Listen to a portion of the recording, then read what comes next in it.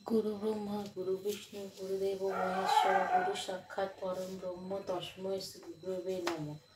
জয়রাম বন্ধুরা, আমি অমৃতা। আমি শ্রী অজিত কুমার চট্টোপাধ্যায় রচিত রাম ঠাকুরের কথা বই থেকে নেওয়া একটি অংশ আপনাদের আজকে নিজের ভাষায় বলে শোনাচ্ছি। তো আপনাদের তো মনেই আছে, আগে আপনাদের একটা ভদ্রলোকের কথা বলেছিলাম, যিনি দুনিয়ার ভালো করার জন্য ঠাকুরের সাথে কথা বলতে এসেছিলেন যে কী করে মানে দুনিয়ার ভালো করা যায়। তো সেই যেদিন এই ভদ্রলোককে সাথে অজিতবাবু দেখা হয় আর অজিতবাবু ওনাকে নিজের মেসে নিয়ে যান, সেদিনকে রাত্রিবেলার ট্রেনে ঠাকুর ঢাকায় চলে যায়। চলে যায় তা ঢাকায় চলে আসে। ঢাকায় অনেক দিনই ছিল। এবার বড়দিনে ছুটি পড়ার পর যখন অজিতবাবু ঢাকায় যায়, তিনি ঠাকুর তখন অন্য একজন ভক্তবৃন্দের বাড়িতে কিছুদিনের জন্য চলে যায়, কিন্তু খুব তাড়াতাড়ি ফেরত চলে আসবে।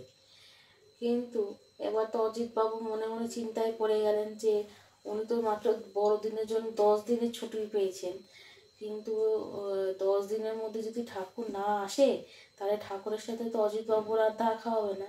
কিন্তু এই ভাবতেই ঠাকুরের কি লীলা যায় না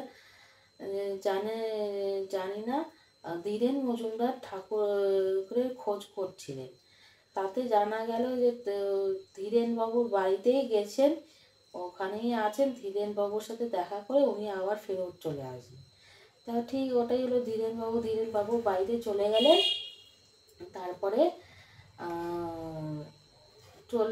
ঠাকুরের সাথে দেখা করার পর আবার ঢাকায় ফেরত চলে আসলেন।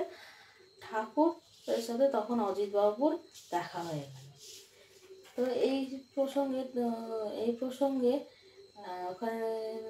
প্রসঙ্গে ধীরেনবাবুর সাথে আরেকজন ভক্ত ছিলেন, যার একটা বইয়ের দোকান ছিল। সেই বইয়ের দোকানটা তার বাড়ি থেকে একটু দূরে।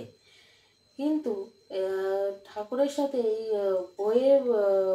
বইয়ের দোকানটা নিয়ে যখন ঠাকুরের সাথে আলোচনা করা করছিল সেই ভদ্রলোকটি, তখন ঠাকুর ওই ভদ্রলোকটিকে বলেছিলেন যে উনি যেন ওনার এই বইয়ের দোকানটা যেন বাড়িতেই শিফট করিয়ে নেয়, অন্যদিকে যেন না, অন্য কোনো কোথাও যেন না রাখে। উনি যেখানে থাকেন ওখানেরই একটা জায়গায় বইয়ের দোকান যেন খোলে।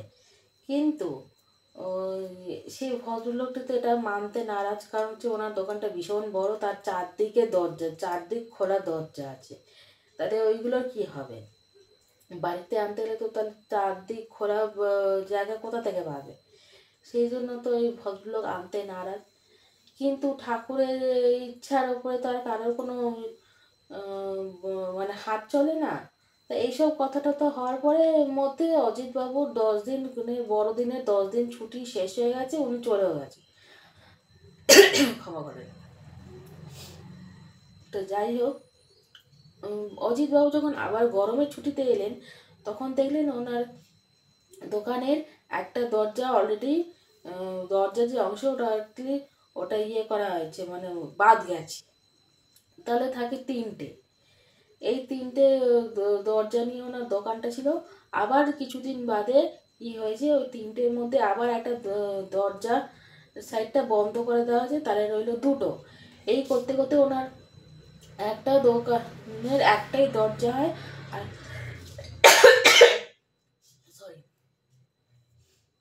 একটাই দরজা হয়। আর ইভেনচুয়ালি সেই দোকানটাকে ওই ভদ্রলোককে নিজের বাড়ি থেকেই শিফট করে নিয়ে নেওয়া হয়। আর ওখানেই রেস্ট অফ দ্য টাইম, যতদিন ওই দোকানটা ছিল ততদিন ওই দোকানটা ওনাদের বাড়ির তলায় চলে গেছে। আজকের গল্পটা এইটুকুনি।